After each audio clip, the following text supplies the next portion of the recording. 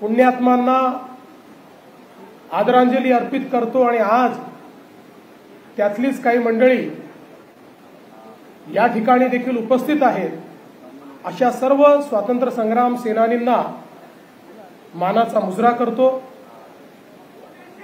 आज या ठिकाणी उपस्थित असलेले राज्याचे सामाजिक न्याय मंत्री आणि आपल्या संभाजीनगर जिल्ह्याचे पालकमंत्री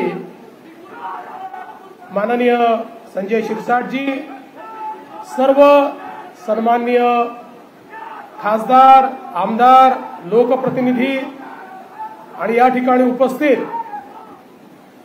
सर्व माता भगिनी आणि बंधूंनो,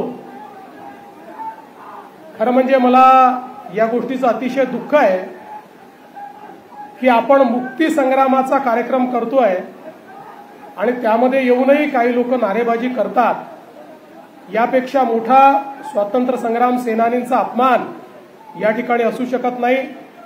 पण ईश्वर त्यांना सुबुद्धी देईल।